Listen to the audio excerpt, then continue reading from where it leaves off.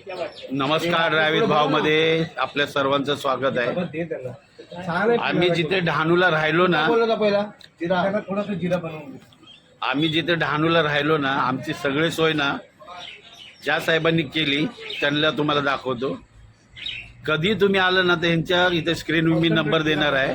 इतकं खूप छान त्यांनी सगळे अरेंजमेंट केली, राहण्याची खाण्याची सर्व, आणि हे सगळं श्रेय तुम्हाला दाखवतो कोण हे सर्व कुणी केलं ते। जिरा बनवून ठेवा, मी येतो बघा पुढच्या महिन्यात आहे ना, अजून बनवलं आहे का बनवलं घ्या ना मग। हे आहेत मोहन समेळ साहेब, आणि ह्यांचं हे छोटेखानी हॉटेल आहे इथे, हे उद्योजक आहेत इथे। यांचं हे बघू शकता, हे हॉटेल आहे। कधी इकडे आला ना, यांचा नंबर मी त्या स्क्रीनवर देणार आहे, कधी यांना संपर्काला करा तुम्ही। राहण्याची व्यवस्था, खाण्याची व्यवस्था, झुणका भाकरपासून सगळं गरमागरम मिळणार आहे। आमची व्यवस्था त्यांनी खूप छान प्रकारे केली। कालपासून आम्ही याच्या इथे आहे। आम्हाला त्यांनी कमीत कमी 1.5 ते 2 लिटर ताडी दिली। आम्ही कधी पेत नाही, पण आम्ही सर्वांनी पिली। खूपच छान आहे। तुम्हाला युरिन इन्फेक्शन वगैरे जर असेल तर नक्की हे सांगतात की त्या लोकांनी खरंच पिलं पाहिजे, पण मुंबईची नाही, डहाणू साईडची।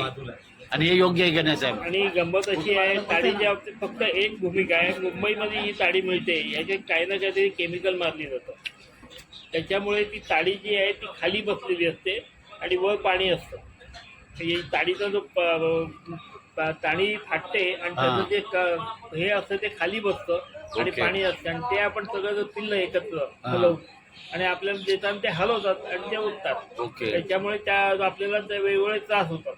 म्हणजे इथली ताडी पिलं तर हे नॅचरल आहे। हा, नॅचरल ताडी आणि निरा तर ताडीच्या आधीची भाग आहे। निरा हा प्रकार असा असतो की चुन्याची निवळी टाकून त्या मडक्यामध्ये जे ताड्याच्या झाडाचं पाणी काढतात गाव्यात, ती निरा, आणि ती त्याच्यामध्ये ती अतिशय पौष्टिक आहे आणि तिला लोह बिह भरपूर असतं, तर ताडीला पण लोह वगैरे भरपूर असल्यामुळे व्यवस्थित आहे। फक्त ताडी कुठची आपण पितोय ते कुठचं केमिकल, म्हणजे तुम्ही जर डहाणूला वगैरे जर ताडी पिली, त्यांचं बोलण्याचं तात्पर्य असं आहे, डहाणू साईडला जर तुम्ही ताडी जर पिला तर ती हानिकारक नाही, ती पोटासाठी उत्तम अशी आहे। आणि ताडी पिताना काही जण ती ताडी थोडीशी गरम करतात, पोटाला बाजू नये म्हणून, कधी थंड असते, अच्छा, म्हणून ती काही जण गरम करून पितात, त्याला आलं लसणाचा पण ठेचा लावतात, आणि ती पिण्यापर्यंत सगळ्यात उत्तम आहे।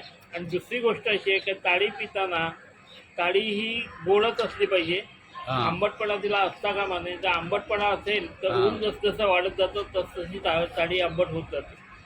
आता कधी जर तुम्ही डहाणूला आला तर हे आहेत मोहन साहेब, त्यांचा नंबर स्क्रीनवर, राहण्याची उत्तम व्यवस्था इथे होईल, तर नक्की कधी आला तर इथे भेट द्या। पूर्वनियोजित कॉन्टॅक्ट येणं महत्त्वाचं आहे। ओके, वस्तू मिळत नाही, संध्याकाळी 6:30 मिळत नाही, त्याच्यामुळे तुम्ही किंवा एखाद्या मला कळवलं तर मी व्यवस्था करू।